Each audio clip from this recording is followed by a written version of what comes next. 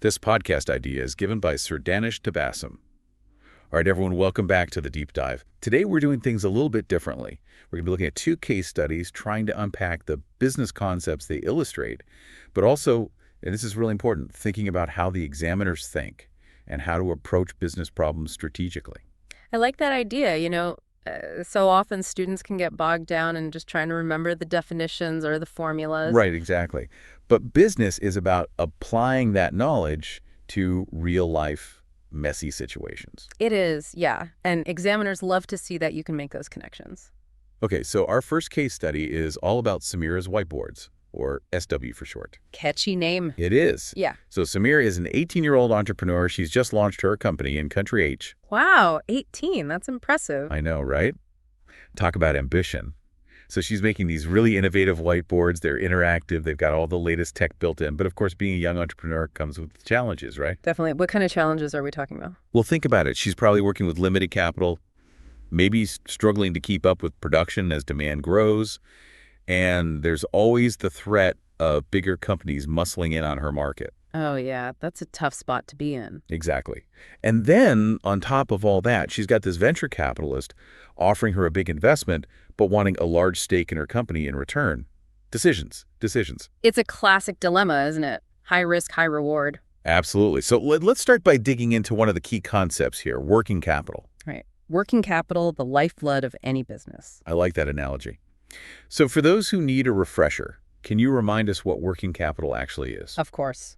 So the simple definition is current assets minus current liabilities. Okay, but what does that actually mean for someone like Samira? Well, think of it like this: working capital is the cash she has available to cover her day-to-day expenses. Things like buying raw materials, paying her staff, and just generally keeping the lights on. It's like the fuel that keeps the business engine running. Exactly. And if she's got limited working capital, it can really stifle her growth, even if she has a fantastic product. Right. She might not be able to take on those big orders or invest in new equipment. And that's something the examiners will be looking for.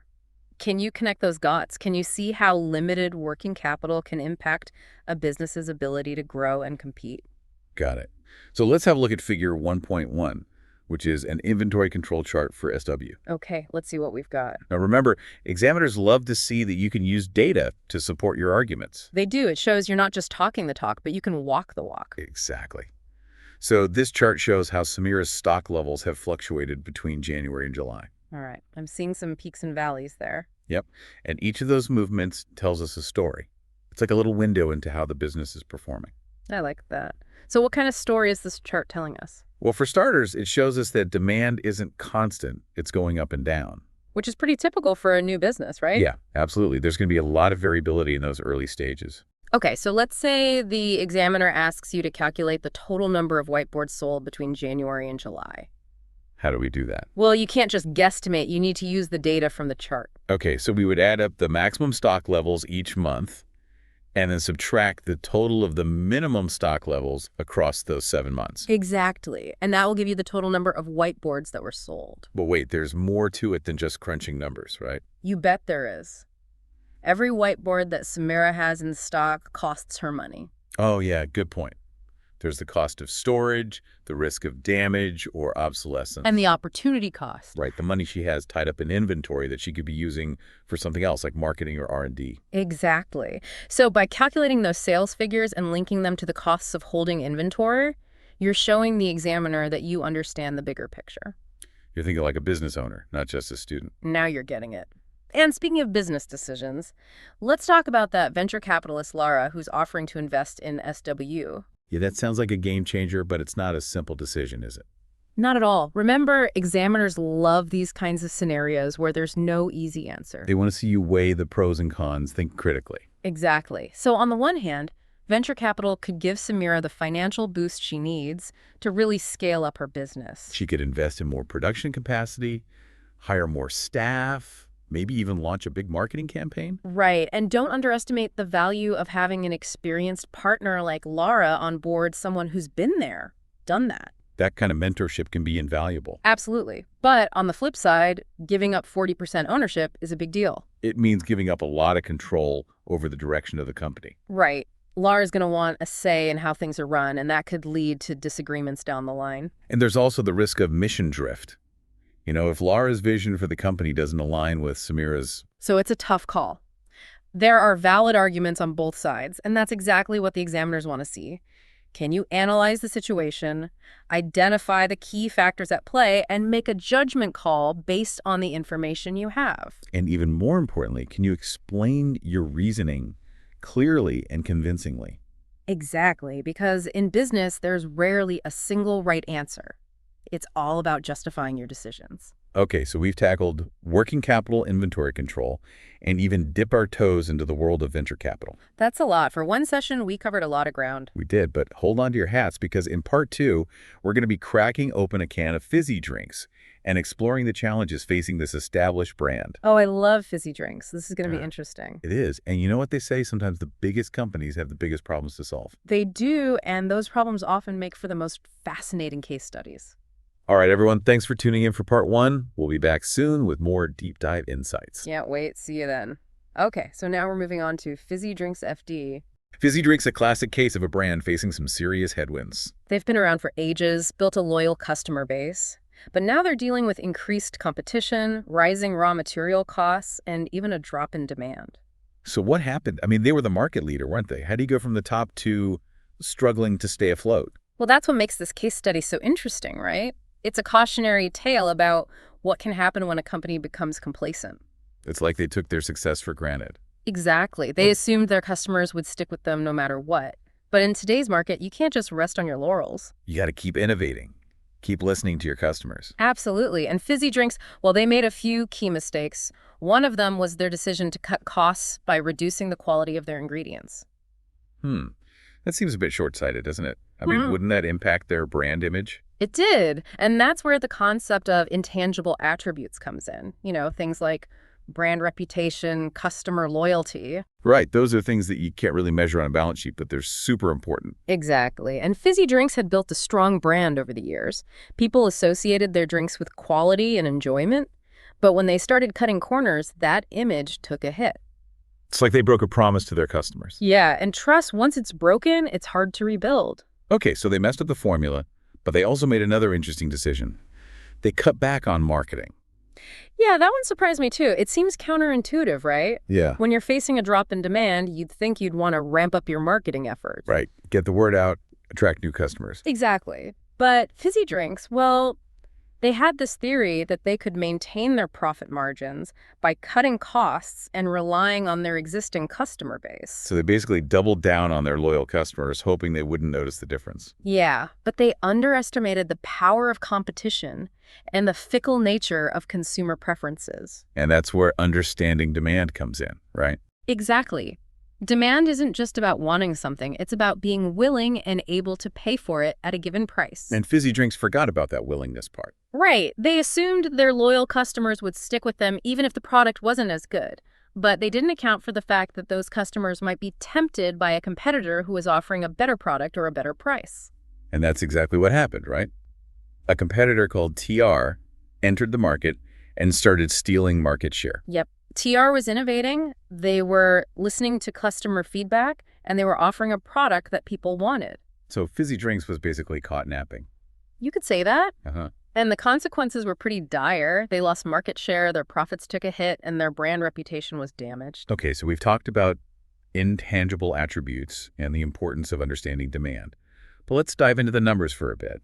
We've got Table 2.1, which shows some key financial data for Fizzy Drinks. What can we extract from this that would impress the examiners? Well, one concept that examiners love is the margin of safety. Margin of safety. Okay, I'm listening. Think of it as a buffer accretion that tells you how much breathing room a company has before it starts losing money. Okay, so a high margin of safety is a good thing, right? Exactly. It means the company is resilient. It can withstand some fluctuations in sales without going into the red. So how do we calculate the margin of safety for Fizzy Drinks? Well, first we need to find their break-even point. You remember how to calculate that, right? Fixed costs divided by contribution per unit. You got it. And Table 2.1 tells us that Fizzy Drinks has fixed costs of $15 million. Okay, and the contribution per unit is the selling price minus the variable cost per unit. Right. So in this case, the selling price is $4 and the variable cost is $1. So the contribution per unit is $3. All right, so $15 million divided by $3 per unit, that Mhm. gives us a break-even point of 5 million units. Perfect. Now we need to figure out how many units Fizzy Drinks is currently selling. The case study tells us they're operating at 60% of their maximum capacity, which is 100 million units. So their current sales volume is 60 million units. Right. And to find the margin of safety, we subtract the break-even point from the current sales volume. So 60 million units minus 5 million units, that gives us a margin of safety of 55 million units. That's a pretty healthy margin of safety. It is. Yeah, even with all the challenges they're facing, they've still got some room to maneuver. And that's a good thing because they're going to need it to turn things around. So we've crunched the numbers, Mhm. and we've seen that Fizzy Drinks still has a decent margin of safety, but their problems go deeper than just financials. Oh, right? yeah, definitely. We've talked about the damage to their brand image and the loss of customer trust, but there's another factor that's contributing to their woes: declining productivity. Ah, yes. The case study mentions that employee morale is low and experienced staff are leaving. Right, and that's never a good sign. When your workforce is unhappy and demotivated, it's going to impact productivity. It's like trying to run a car with a flat tire. Yeah. You can still move, Yeah. but it's not going to be pretty. Exactly. And for Fizzy Drinks, this drop in productivity means higher costs per unit, production delays, and potentially even a decline in product quality. It's a vicious cycle. It is. And it all highlights the importance of investing in your workforce, creating a positive work environment, and making sure your employees feel valued and motivated. Because at the end of the day, they're the ones who are making the product, delivering the service, and interacting with your customers. They're the face of your company, And if they're not happy, your customers are going to feel it. and they're going to vote with their wallets. Okay, so we've seen how Fizzy Drinks stumbled, how they failed to adapt to a changing market, and how they made some costly mistakes, But there's a silver lining to every cloud. right? There is. Yeah. These mistakes offer valuable lessons for all of us. Exactly. Whether you're a student, an entrepreneur, or just someone who's interested in business, these case studies provide insights that we can all learn from. So what are some of those key takeaways? What can we learn from Fizzy Drinks' missteps? Well, I think one of the biggest lessons is the importance of staying agile and responsive to change. The market is constantly evolving, and if you're not keeping up, you're going to get left behind. It's like that old saying, adapt or die. Exactly. And another key lesson is the importance of understanding your customers. What do they want? What are their needs? How are their preferences changing? Because at the end of the day, if you're not meeting your customers' needs, someone else will. And they'll be happy to take your market share. Okay, so stay agile, stay customer-focused. Any other words of wisdom?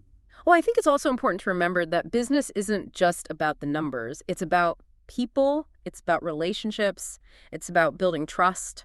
Because in the long run, those are the things that really matter. They do. The numbers are important, of course, but they're only part of the story. Okay, so we've dissected Fizzy Drinks, Yeah. we've analyzed their mistakes, and we've extracted some valuable lessons. We've had some fun along the way, too. We have. And hopefully you've all learned a thing or two about how to think like an examiner. Because remember, those examiners aren't trying to trick you. They're trying to see how you think, how you apply your knowledge, and how you approach those messy, real-world problems. It's all about showing them that you're not just a student, but a future business leader. Someone who can analyze, strategize, and make those tough decisions. And that's what makes business so exciting, isn't it? It's challenging, it's ever-changing, and it's always pushing us to think differently. It is, and that's what we love about it. That's all about connecting the dots, Yeah. right? Yeah. Seeing the bigger picture. Exactly, and that's what examiners are looking for.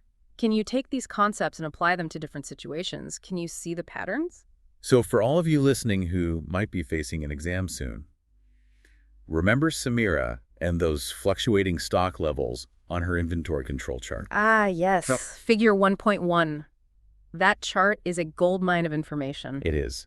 And it's not just about calculating the numbers, it's about understanding what those numbers mean for Samira's business. Right. Why are those stock levels fluctuating? What does that tell us about her working capital situation, her production capacity? Exactly. It's all about analysis and interpretation. And when you're analyzing Fizzy Drinks, don't just get bogged down in the financials. Right. We talked about those intangible attributes: brand reputation, customer loyalty. Those are crucial. And they're often overlooked by students who just focus on the hard numbers. But examiners love to see that you understand the importance of those softer factors. They do, because in the real world, those factors can make or break a business. They can. And let's not forget those juicy calculations. Yes, the margin of safety, a classic exam favorite. It is. And being able to calculate it accurately is great, but it's even more important to understand what that number means in the context of the business. Exactly. What does that margin of safety tell us about Fizzy Drinks' resilience, their ability to withstand those market pressures? It's all about showing the examiner that you can connect the dots, that you're not just memorizing formulas, but you're actually thinking like a business leader. And that's what will set you apart from the crowd. That's what will get you those top marks. So as we wrap up this deep dive into the minds of business examiners, we want to leave you with one final thought. All right, lay it on us. These business concepts aren't just abstract ideas confined to textbooks. They're the forces that shape the world around us. They are. They're the driving force behind innovation, entrepreneurship, and economic growth. And by understanding these concepts, by learning to think critically and strategically, you're not just preparing for an exam. You're equipping yourselves with the tools you need to succeed in the real world. You're becoming better decision makers, better problem solvers, better leaders. So stay curious, keep learning, and remember, those examiners aren't your enemies. They're your guides, your mentors, your partners in this journey of business education. I want to see you succeed. They want to see you shine. And they're waiting to be impressed by your business brilliance. So go out there and wow them. Thanks for joining us on this deep dive, everyone. Until next time, happy analyzing.